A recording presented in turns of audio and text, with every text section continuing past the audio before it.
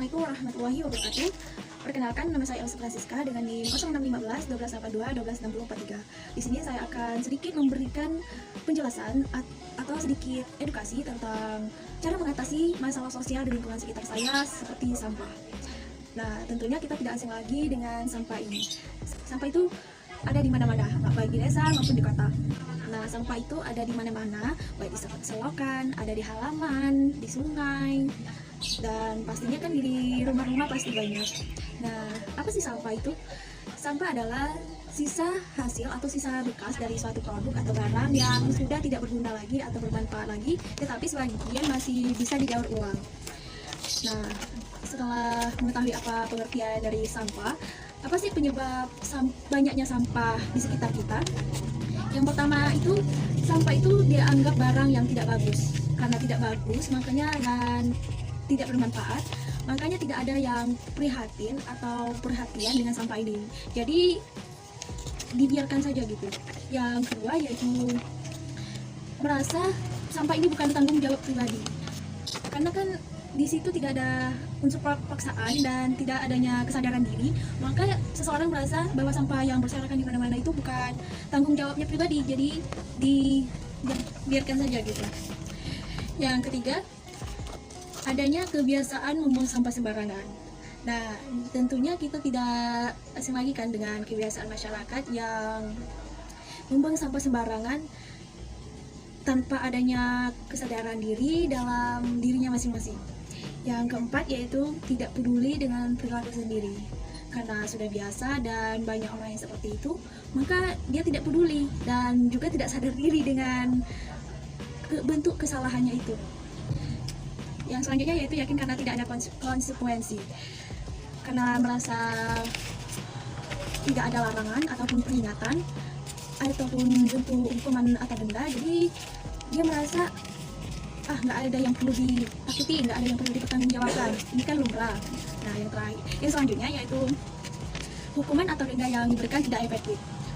Karena biasanya dendanya itu kecil atau bisa digapai, tidak adanya juga ketakutan dalam diri, makanya hukuman yang diberikan itu dianggap biasa aja, nggak perlu ditakuti. Jadi masih banyak yang melanggar. Berikutnya yaitu meniru kebanyakan orang.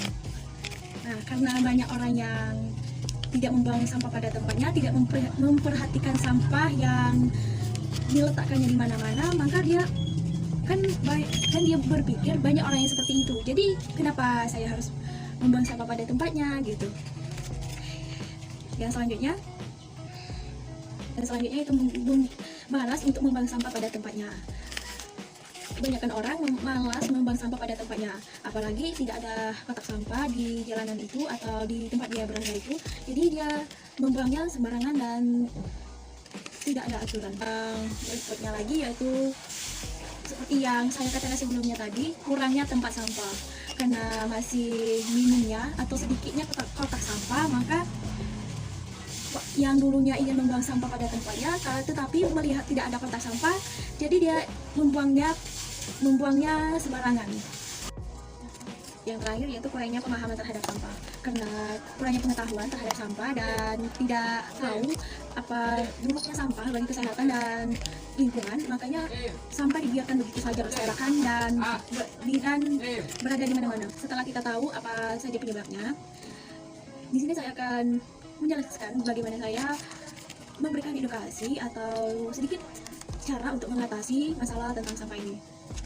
Nah, yang pertama pastinya kita melarang atau memberikan tanggapan atau teguran terhadap orang yang membuang sampah sembarangan ini dan memberikan pemahaman bahwa sampah itu tidak baik untuk kesehatan dan lingkungan sekitar kita. Kita juga menjelaskan bagaimana buruk yang ditimbulkan akibat membuang sampah sembarangan.